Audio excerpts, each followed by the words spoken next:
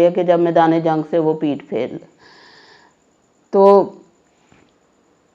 اس سے پھر اس کے جو اپوزٹ چیز ہے وہ ہے تقویٰ۔ منافقت یا منافق ہوتا ہے انسان یا متقی ہوتا ہے۔ تو اللہ تعالیٰ متقین کو پسند کرتا ہے۔ متقین کی نشانیاں ہم نے سورہ بقرہ میں پڑھی تھی، آپ کو یاد ہوں گی۔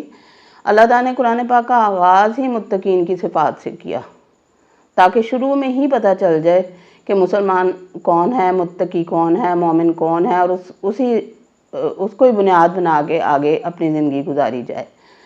تو اس میں ہم نے 5 چیزیں پڑھی تھیں متقین کی صفات میں۔ کون کون سی 5 چیزیں پڑھی تھیں؟ اللہ تعالیٰ نے فرمایا الف لام میم ذالک الکتاب لا ریب فیہ ھدی للمتقین الذین یؤمنون بالغیب ویقیمون الصلاۃ ومما رزقناہم ینفقون والذین یؤمنون بما انزل الیک وما انزل من قبلک وبالآخرۃ ھم یوقنون۔ اب 5 چیزیں بتا دی گئی اس آیت میں، پہلے ہی رکوع میں سورہ بقرہ کے۔ اللہ تعالیٰ نے فرمایا کہ متقی وہ ہیں جو غیب پر ایمان رکھتے ہیں، نماز قائم کرتے ہیں، جو اللہ نے رزق دیا ہے اس میں سے خرچ کرتے ہیں، اور انبیاء علیہ السلام اور کتابوں پر ایمان رکھتے ہیں، اور آخرت کا یقین رکھتے ہیں۔ آخرت پر یقین رکھتے ہیں، کیونکہ آخرت پر یقین جو ہے ہمارے تمام تر صالح اعمال کی بنیاد ہے۔ تو یہاں پہ اللہ تعالیٰ نے فرمایا 2 چیزیں فرما دی، 3 چیزیں فرما دی کہ جو وعدہ پورا کرے اور تقوی اختیار کرے، اور پھر اس کا نتیجہ کیا ہوگا؟ تیسری چیز کہ اللہ تعالیٰ متقین سے محبت رکھتا ہے، اور متقی بننا اگر اللہ کی توفیق ہو تو کوئی مشکل اللہ تعالیٰ نے ہمیں ٹارگٹ نہیں دیا۔ کوئی مشکل نہیں، اگر انسان تھوڑا سا اپنے آپ کو مولڈ کرے تو غیب پر ایمان لانا کون سا مشکل کام ہے۔ ہمیں پتہ ہے، ہمیں جو چیزیں عقل سے ماورا ہیں وہ غیب ہے، جنت، دوزخ، اللہ، فرشتے۔ تو ہمیں ہمارا ایمان اس پر رکھنا بہت آسان کام ہے۔ نماز قائم کرنا، 24 گھنٹوں میں 5 نمازیں ہیں صرف، پھر اللہ کی راہ میں خرچ کرنا، جو اللہ نے رزق دیا اس میں سے تھوڑا خرچ کر دیں، زیادہ ہے تو زیادہ خرچ کر دیں، اور پھر انبیاء علیہ السلام پر اور ان کی کتابوں پر ایمان لانا کوئی مشکل کام نہیں ہے اگر انسان اللہ تعالیٰ سے توفیق مانگتا رہے تو۔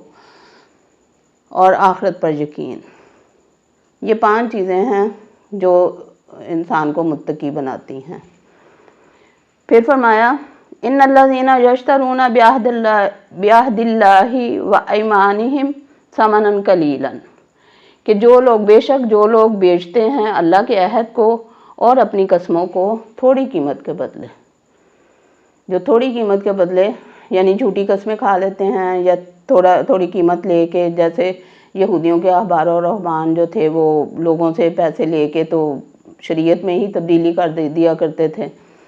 تو اللہ تعالیٰ نے فرمایا کہ جو لوگ بھی ایسا کرتے ہیں، جو اللہ کے ساتھ کیا گیا عہد پورا نہیں کرتے، یعنی اللہ کی جو عبادات ہیں ان کا حق ادا نہیں کرتے، اور جو قسمیں آپس کی کھاتے ہیں ان کو پورا نہیں کرتے اور ان کو تھوڑی قیمت کے بدلے بیچ ڈالتے ہیں، اولئک، یہ وہ لوگ ہیں۔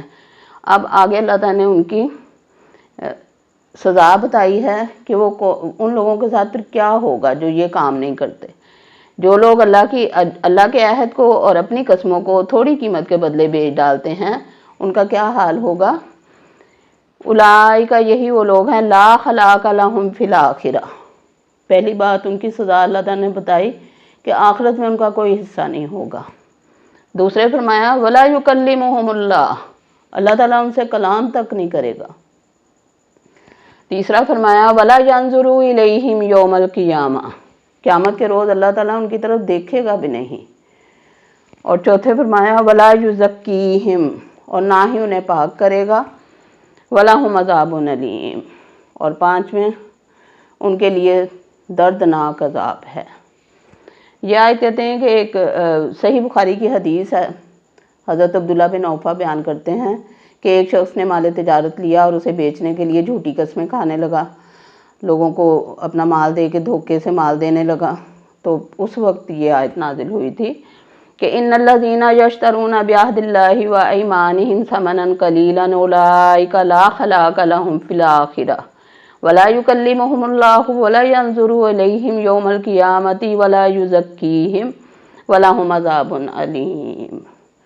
کہ جو لوگ اللہ کے ساتھ کیے ہوئے عہد کو توڑتے ہیں اور آپس کی قسموں کو توڑتے ہیں، وعدہ وفا نہیں کرتے، وعدہ پورا نہیں کرتے، تو تھوڑی قیمت لے کے، تھوڑی قیمت کے بدلے وہ اللہ کی آیتوں کو بیچ دیتے ہیں، یہی وہ لوگ ہیں جن کا نہ آخرت میں کوئی حصہ ہے اور نہ ہی اللہ تعالیٰ ان سے آخرت میں کلام کرے گا، نہ اللہ تعالیٰ ان کی طرف دیکھے گا، نہ اللہ تعالیٰ انہیں پاک کرے گا، اور پھر آخر میں مہر لگا دی گئی کہ ان کے لیے دردناک عذاب ہے۔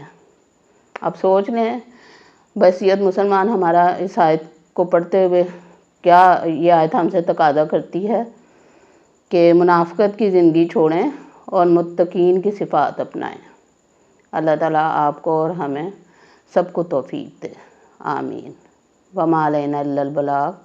سبحانک اللہم و بحمدک، اشہد ان لا الہ الا انت، واستغفرک واتوب الیک۔ اللہ حافظ۔